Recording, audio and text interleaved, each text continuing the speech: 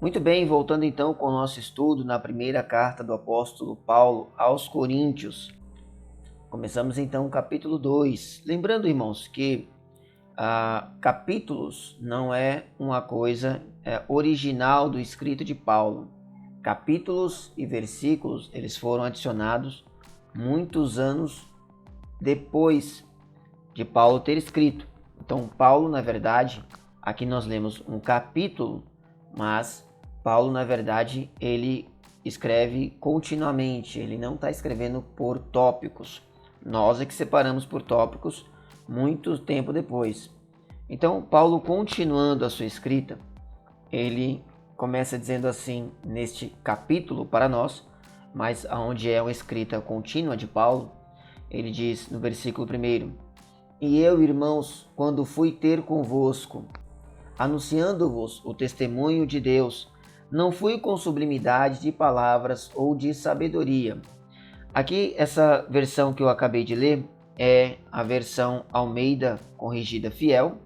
Eu estou utilizando a Almeida Corrigida Fiel em primeiro plano, aqui do lado esquerdo, e do lado direito eu estou utilizando a nova versão internacional. A Almeida Corrigida Fiel é uma tradução mais literal do texto bizantino e a nova versão internacional é uma tradução um pouco mais dinâmica do texto bizantino e também do texto alexandrino. Então nós temos que aqui no texto bizantino é utilizado a palavra testemunho, e no texto aqui alexandrino, que são textos mais antigos, é utilizado a palavra mistério. Então tem essa pequena diferença. É sempre bom que a gente entenda algumas diferenças e entenda que apesar da diferença de palavra, o sentido é o mesmo. Então o mistério de Deus, como Paulo trata um pouco mais para frente e também trata em outras cartas, o mistério de Deus é aquela revelação que é dada para Paulo, que é o testemunho. O testemunho é aquilo que você comprova, aquilo que você experimenta, aquilo que você pode atestar. Você testemunha a favor de algo. Paulo, ele entendeu, ele presenciou algumas coisas e ele está trazendo o testemunho dessas coisas, que é o mistério de Deus. Então ele fala: quando eu fui ter convosco, quando eu estava entre vocês, eu não fui com palavras eloquentes, eu não fui mostrar a minha sabedoria, eu não fui levar palavras, como a gente já falou no capítulo 1, dos filósofos, aqueles homens gregos que gostavam de ser chamados de homens sábios e intelectuais. Paulo não foi com essa intenção, Paulo foi com a intenção de levar as palavras de Deus, aquilo que Deus havia lhe mostrado, e não sua própria sabedoria. Versículo 2 diz: Porque nada me propus saber entre vós, senão a Jesus Cristo e este crucificado. Este é o ponto central da pregação. Esse deve ser o ponto central da pregação de todo pregador, de todo pastor. É levar o mistério de Deus, o mistério de Jesus Cristo, aquilo que Deus fez e o porquê ele fez, para que ele fez. É levar a mensagem do Senhor Jesus que morreu por um motivo, morreu para alguma coisa, não morreu à toa. Então, ele veio trazer isso, ele não veio pensando em trazer aquelas questões sobre o sentido da vida, questões sobre o universo, nada disso. Ele veio trazendo a mensagem do Deus que veio à Terra e morreu para nós, por nós, para nos salvar. Versículo 3: E eu estive convosco em fraqueza e em temor e em grande tremor. Então, Paulo, ele esteve no meio deles e ele esteve em fraqueza. Mas veja, Paulo não era fraco. Paulo era um homem muito sábio, era um grande intelectual, era, como ele fala em Gálatas, ele era fariseu de fariseus. Ele era um homem com muito conhecimento e podia ter estado lá em muita força, em muito poder, mostrando o seu conhecimento e a sua autoridade. Ele esteve em fraqueza por uma escolha. Paulo escolheu apresentar-se de uma maneira fraca, apresentar-se como um homem humilde, um homem sem poderes, para que todo o poder estivesse nas suas palavras, as palavras que ele trazia de Deus. Ele esteve em temor. Temor é justamente o medo, é ter medo. Paulo, ele se apresenta com medo de muitas coisas. Paulo tem medo, tinha medo. E nós hoje precisamos ter medo. Se nós perdemos o medo, nós estamos perdendo parte da essência da mensagem, da pregação. A pregação, ela é a transferência daquilo que Deus nos fala para as pessoas. É preciso que o pregador ele tenha medo de errar naquilo que ele está falando, de levar as pessoas ao erro através das suas próprias palavras. É preciso que o pregador ele tenha temor, ele tenha medo. E ele estava em grande tremor. O temor é aquele sentimento interior, ele temia. O tremor é a sua aparência exterior, é que por fora ele mostrava, ele deixava transparecer o medo que ele tinha nas suas palavras, nas suas atitudes. Paulo andava mostrando o que ele sentia, ele mostrava no exterior aquilo que ele tinha no seu interior. Ele não se fingia, ele era autêntico na forma que ele se portava. Versículo 4. E a minha palavra e a minha pregação não consistiram em palavras persuasivas de sabedoria humana, mas em demonstração de espírito e de poder. Então, aquilo que Paulo pregava, aquilo que Paulo ensinava, era demonstrado pela sua palavra, era demonstrado pela ação do Espírito Santo e pelo poder que os dons do Espírito traziam-lhe. Então, Paulo, ao pregar, Paulo, enquanto ensinava, Paulo, enquanto ministrava, sinais e maravilhas ocorriam. Paulo curava pessoas enfermas. Paulo, ele profetizava, ele revelava os mistérios do coração humano. Então, o poder de Deus agia durante a sua pregação, porque Paulo não era poderoso, mas aquilo que ele pregava, a pregação do evangelho, é quem fazia com que o Espírito agisse no meio do povo. Versículo 5. Para que a vossa fé não se apoiasse em sabedoria dos homens, mas no poder de Deus. Então, é uma preocupação que o pregador precisa ter, que as pessoas, quando estejam ouvindo o pregador, elas não prestem atenção, elas não pensem que o pregador em si é alguma coisa, mas que o Deus a quem o pregador está mostrando, demonstrando na sua pregação, este Deus é alguma coisa, para que a fé das pessoas não se apoie na sabedoria de homens, mas no poder de Deus. Versículo 6. Todavia falamos sabedoria entre os perfeitos, não porém a sabedoria deste mundo, nem dos príncipes deste mundo que se aniquilam. Então ele fala o seguinte: entretanto, como vemos aqui na NVI, entretanto, falamos sabedoria entre os maduros. Os perfeitos são aqueles maduros, aqueles que já estão estudados, aqueles que são sábios segundo este mundo. Mas ele fala, não a sabedoria desta era, dos poderosos desta era, que estão sendo reduzidas a nada. Paulo já tinha falado no capítulo 1 a respeito da sabedoria humana, que ela é muito pequena em relação à sabedoria de Deus. E Deus olha para o homem como se o homem fosse um louco, enquanto alguns homens olham para o crente, para o cristão, para aquele que anuncia a pregação, como se eles fossem loucos. Deus está olhando para este homem que se acha sábio e vendo ele como alguém louco. Versículo 7. Mas falamos a sabedoria de Deus, oculta em mistério, a qual Deus ordenou antes dos séculos para nossa glória. Isso aqui é muito maravilhoso. Nós falamos então a sabedoria de Deus, uma sabedoria que ela estava oculta em mistério. Essa sabedoria que agora Paulo anuncia, ela estava oculta, ela não tinha sido revelada ainda. Mas Deus a ordenou antes dos séculos para nossa glória. Glória de quem? Para a glória da igreja nesse presente tempo onde Paulo está falando. Versículo 8.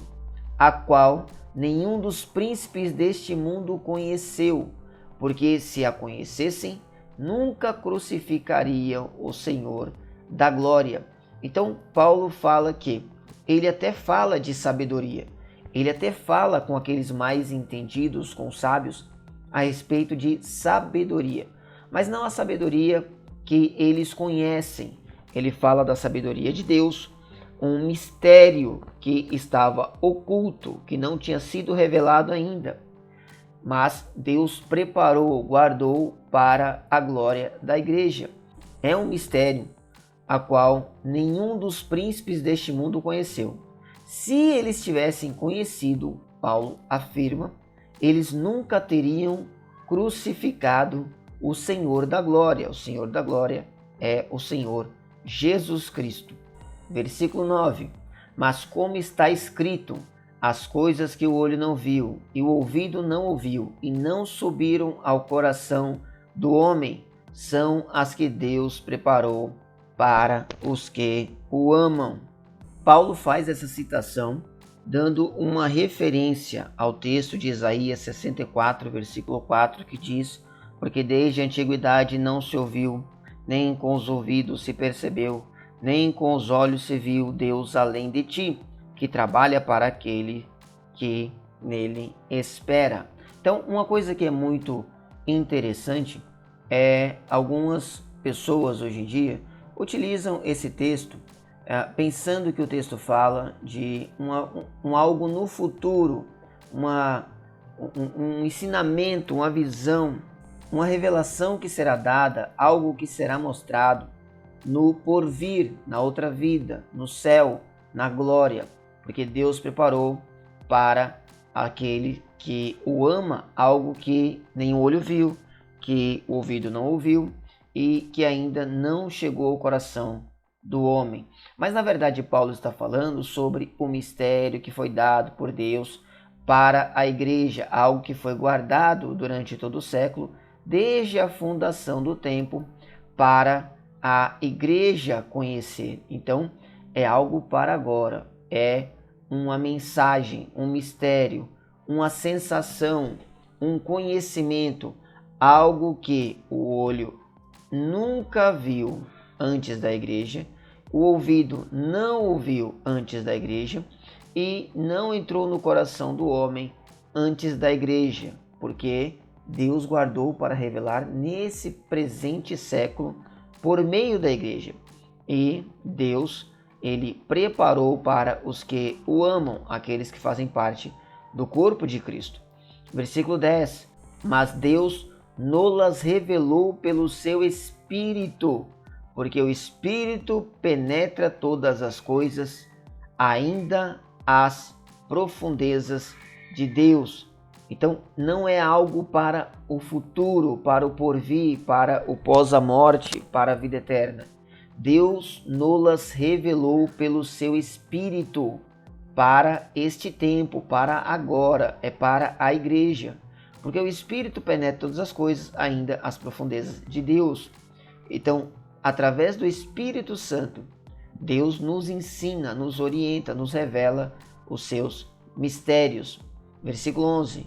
Porque qual dos homens sabe as coisas do homem, senão o Espírito do homem que nele está? Assim também, ninguém sabe as coisas de Deus, senão o Espírito de Deus. Olha só que coisa fantástica. Paulo fala o seguinte: Porque qual dos homens sabe as coisas do homem, senão o espírito do homem que nele está? Olha aqui nessa outra tradução. Pois quem dentre os homens conhece as coisas do homem, a não ser o espírito do homem que nele está? Paulo está falando assim, ora, apenas o meu espírito sabe das minhas coisas, apenas eu sei de mim mesmo. Nós não podemos saber nada de outro homem, a não ser o seu próprio espírito sabe as coisas deste homem. Não importa o quanto você conheça uma pessoa, você nunca vai conhecê-la completamente, a não ser o seu próprio espírito. Aí ele fala, da mesma forma, ninguém conhece as coisas de Deus, a não ser o Espírito de Deus. É impossível qualquer ser humano, qualquer pessoa, qualquer intelectual, qualquer filósofo, qualquer sábio conhecer a Deus. O único que pode conhecer a Deus, de fato, completamente, é o Espírito de Deus. E aí ele fala no versículo 12, mas nós não recebemos o Espírito do mundo, mas o Espírito que provém de Deus, para que pudéssemos conhecer o que nos é dado gratuitamente por Deus. Olha que coisa fantástica. Ele diz, nós não recebemos o Espírito do mundo. Nós recebemos o Espírito que provém de Deus. Para quê? Para que nós pudéssemos conhecer o que nos é dado gratuitamente por Deus. Então, primeiro Paulo fala, olha, só o espírito do homem conhece o próprio homem. E ele fala, mas nós recebemos o Espírito de Deus. Só o Espírito de Deus conhece Deus. E nós recebemos este Espírito. Então, nós podemos conhecer a Deus através do Espírito de Deus. Ninguém no mundo, nenhum sábio, nenhum intelectual, ninguém que tenha estudado a vida inteira, lido qualquer coisa, pensado a sua vida inteira, pode conhecer a Deus, a não ser que ele tenha o Espírito de Deus. E nós temos o Espírito de Deus. Versículo 13. As quais também falamos, não com palavras que a sabedoria humana ensina, mas com as que o Espírito Santo ensina, comparando as coisas espirituais com as espirituais. Então, foi-nos dado o Espírito de Deus para que nós pudéssemos conhecer a Deus, conhecer o que foi nos dado. E aí nós falamos dessas coisas, mas não com palavras de sabedoria humana. Nós falamos com as palavras ensinadas por Deus, as palavras que o Espírito Santo nos ensina. São ensinadas pelo Espírito, interpretando verdades espirituais para os que são espirituais. Agora, veja só que coisa importante de você entender. O Espírito está ensinando e comparando as coisas espirituais com as coisas espirituais. Veja, é o Espírito que está ensinando. O Espírito está ensinando para quem? Para nós mesmos. O Espírito, ele nos ensina para que a gente possa falar dessas coisas. Nós falamos não com palavras que a sabedoria humana ensina, mas com as que o Espírito ensina.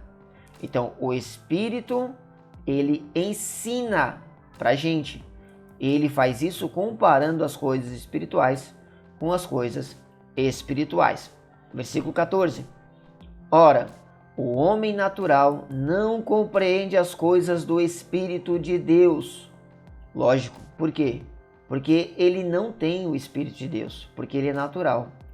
Porque lhe parecem loucura essas coisas e não pode compreendê-las, porque elas se discernem espiritualmente. Irmãos, aqui está um texto que é muito utilizado com coisas terrenas e dentro da igreja, muitas vezes por pastores maliciosos. É utilizado de uma forma cruel. Então, alguns dizem o seguinte: ora, o homem natural, ele não compreende as coisas de Deus, porque parecem loucura, e ele não pode entendê-las porque elas se discernem espiritualmente. Muitas vezes, em algumas igrejas, essas igrejas que elas pedem dinheiro, elas levam as pessoas a deixarem coisas demais na igreja, mais do que aquilo que Deus pede, e quando as pessoas elas se sentem coagidas, elas não creem naquilo. Então é utilizado como um jargão esse texto, dizendo, olha, você pode não estar entendendo porque o homem natural não compreende as coisas do Espírito de Deus e você ainda é natural. Parece loucura para você, porque você não pode entendê-las, porque elas se discernem espiritualmente. E coloca as pessoas numa posição onde elas tendem a confiar naquilo que está sendo dito, porque elas não querem ser naturais, elas querem ser espirituais e elas não estão entendendo, mas elas participam no esforço de serem espirituais. Então é utilizado de uma forma muito maldosa. Na verdade, o que Paulo está dizendo é que o homem natural, aquele que não recebeu o Espírito de Deus, ele não pode compreender as coisas de Deus, ainda que ele tente. Ele pode tentar, mas ele não vai, porque vão parecer para ele loucura, porque ele não pode compreendê-las. Ele não tem capacidade de compreendê-las, porque ninguém conhece Deus a não ser o Espírito de Deus. Se ele não tem o Espírito de Deus, ele não pode compreendê-las, porque essas coisas se discernem espiritualmente. Elas são discernidas pelo próprio Espírito que nos ensina. Versículo 15. Mas o que é espiritual discerne bem tudo, e ele de ninguém é discernido. Olha só, veja só que versículo para a gente pensar. Paulo fala que o que é espiritual, ele discerne bem tudo, e ele de ninguém é discernido. Então você imagina uma pessoa que utiliza esses textos aqui para dizer, ora, você não está entendendo porque o que eu estou falando é espiritual, e você não pode entender porque é espiritual. Quando você for espiritual, você vai entender. Veja que coisa fora de lógica. Paulo está dizendo que o que é espiritual discerne bem tudo, mas se ele é espiritual, de ninguém ele será discernido. Então essa pessoa que diz, olha, eu estou falando e eu sou espiritual, um dia você vai entender. Não, não pode entender. O que é espiritual não pode ser discernido na lógica desse pregador, se houvesse uma lógica, porque não tem, ele se contradiz com os dois textos. Porque o texto não está falando de alguém que está falando coisas espirituais. O texto está falando do Espírito que traz aquilo que é espiritual. É o Espírito que ensina. É ele que discerne as coisas espirituais e nos ensina individualmente a cada um de nós. Aqui no versículo 15 ele está dizendo, mas o que é espiritual discerne bem tudo. Ele está falando do Espírito que discerne todas as coisas. É o Espírito que conhece as coisas de Deus. É o Espírito que consegue entender os mistérios e nos ensinar. Mas esse Espírito, ele de ninguém é discernido. Não é possível conhecer o Espírito a não ser que ele próprio traduza, ele nos ensine as coisas dele. Nós não podemos conhecer o Deus, e Deus é Espírito, se o seu Espírito não discernir para nós as coisas de Deus. Então, o Espírito, ele discerne tudo, mas ele mesmo de ninguém pode ser discernido, a não ser que ele faça isso, a não ser que ele nos ensine.